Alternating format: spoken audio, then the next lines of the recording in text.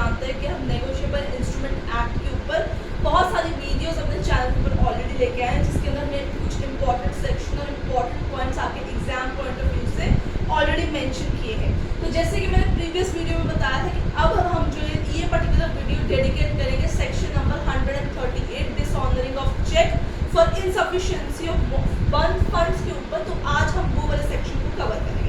तो आज की वीडियो को विदाउट एनी डिले हम स्टार्ट करते हैं। इसके अंदर हम सेक्शन नंबर 138 से 142 और 143 टू बी प्रिसाइज कवर करेंगे। सबसे पहले हम बात कर रहे थे यहाँ पे कि जो सेक्शन का नाम है दैट इज डिसऑनरिंग ऑफ चेक। बहुत सारी जगहों में इसे बहुत सारे कोर्ट्स के अंदर हम इसे चेक बाउंस का केस इस नाम से भी जानते हैं कि चेक बाउंस का केस है, उसका केस के अलावा किस चीज़ का केस है, चेक बाउंसिंग का भी केस है। सबसे पहले before proceeding with section number 138 कुछ चीज़ों को समझ लेते हैं, क्योंकि यहाँ पे हम चेक की बात कर रहे हैं। तो यहाँ पे एग्जिस्टेंस किसका होगा, सबसे पहले बैंक अकाउंट का विद फंड्स। ठीक है, इधर आपके पास बैंक अकाउंट में फंड्स होंगे या नहीं होंगे, व्हाटसोएवर इज द केस। दूसरी चीज होगा चेक का मेकर। मेकर को यहाँ पे ड्रॉवर के नाम से भी जाना जाएगा, यहाँ पे पेयर के नाम से भी जाना जाएगा। अब क्योंकि जब चेक किसी ने भी चेक इशू किया तो वो चाहेगा कि उसका बैंक अपने क्लियरिंग हाउस के द्वारा उस जो चेक है उसको इनिशिएट कराए और पैसे जो है दूसरे के अकाउंट में ट्रांसफर कर जाए। तो यहाँ पे एक थर्ड पार्टी भी होगी जिसे हम बैंक के नाम से जानेंगे, और एक पार्टी होती है जिसे हम कहते हैं पे, यानी या जो इन होल्डर ड्यू कोर्स होता है, in due course holder of cheque. ठीक है, तो ये तीन पार्टीज होती हैं चेक के अंदर। इस चीज को हमें याद रखना होगा स्पेसिफिकली। तो जो बनाता है वो तो आपका पेयर हो गया, ड्रॉवर हो गया। किसको इनिशिएट करने के लिए कहा है, बैंक को, और किसको वो चेक इशू किया जाता है वो आपका पे ही होता है या फिर holder in due course of the cheque होता है। तो आपको इन चारों चीजों के बारे में स्पेसिफिकली पता होना बहुत ज्यादा जरूरी है।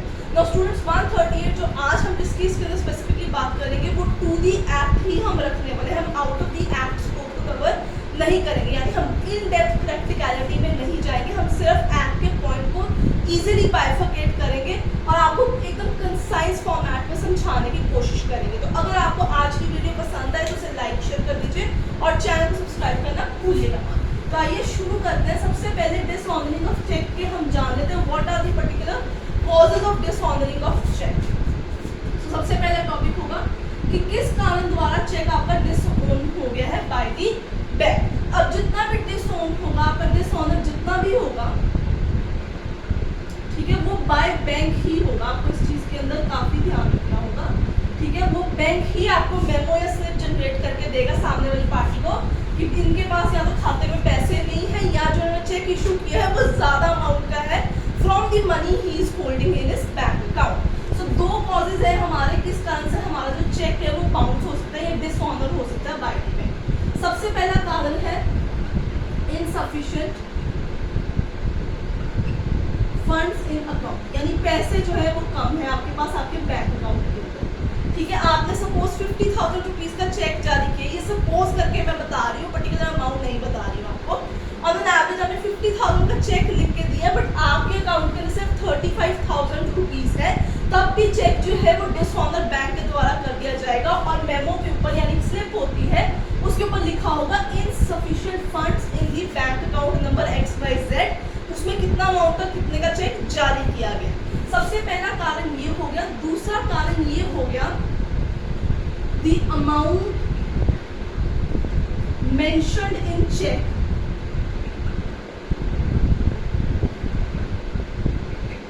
exceeds the limit available in account।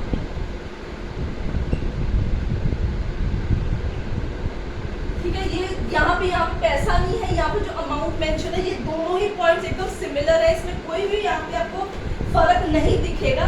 तो अगर आप चाहते हैं कि यहाँ पे आप डिफरेंशिएशन करना चाहें तो मैं आपको बताती हूँ, यहाँ पे लूप होल आता है, वो आता है credit limit available in account. ये फर्क आता है, यहाँ पे सब तरीके का अकाउंट आ जाएगा। यहाँ पे क्रेडिट लिमिट ही अवेलेबल जितनी आपके पास खाते में थी उससे ज्यादा की आपने अमाउंट मेंशन कर दी चेक के अंदर। ठीक है, कुछ पर्टिकुलर अकाउंट्स ऐसे होते हैं कुछ अकाउंट होल्डर्स में जिसमें आप जो है सर्टेन अमाउंट से ज्यादा डिपॉजिट ही नहीं करा पाते। हो सकता है वो आपका कमर्शियल अकाउंट हो, आपका करंट अकाउंट हो, उसमें इससे ज्यादा अमाउंट नहीं डिपॉजिट करा सकते, पर जो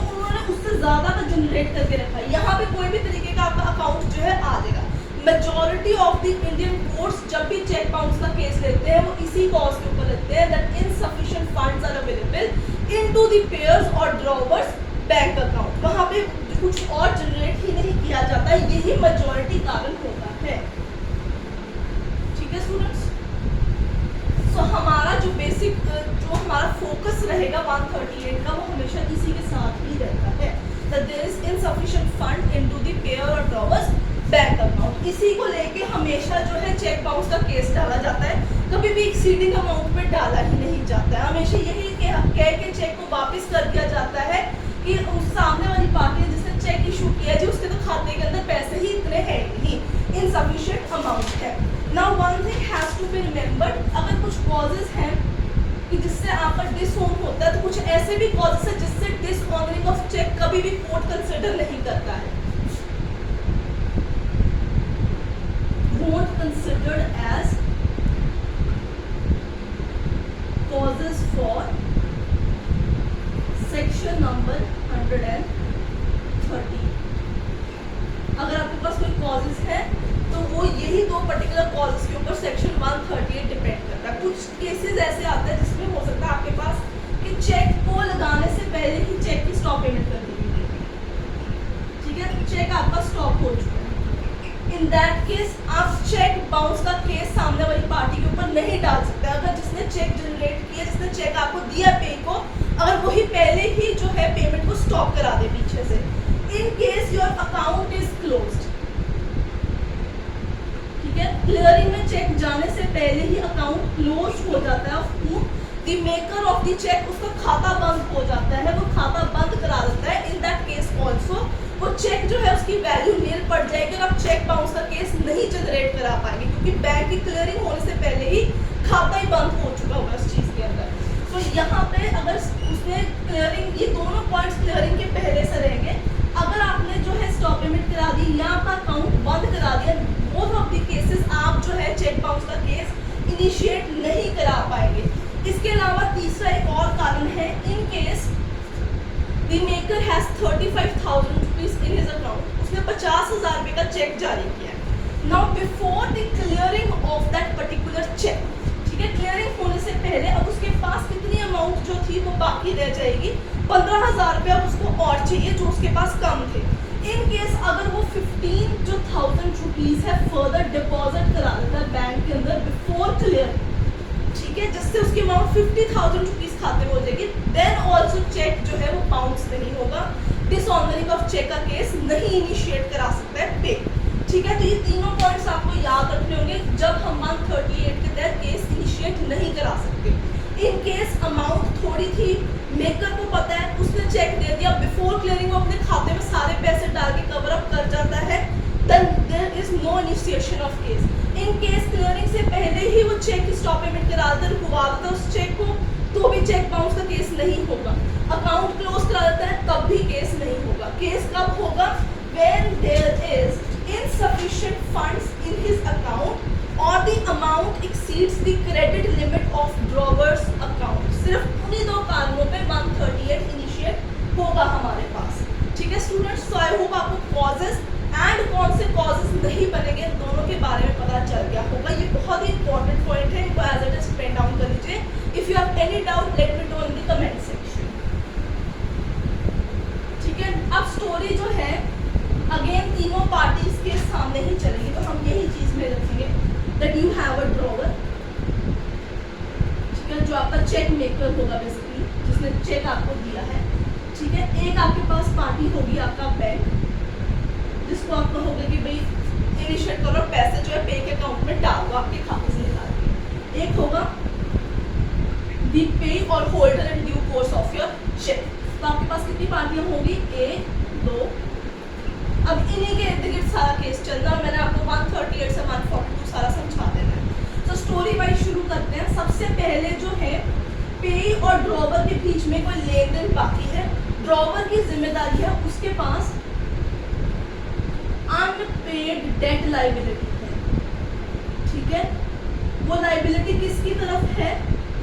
वो लाइबिलिटी है पे की तरफ, कि उसको इसको इसके पैसे लौटाने। इन दैट प्रोसेस ये ड्रॉवर क्या करेगा? ही इनिशिएट चेक, वो चेक जारी करके किसको देगा,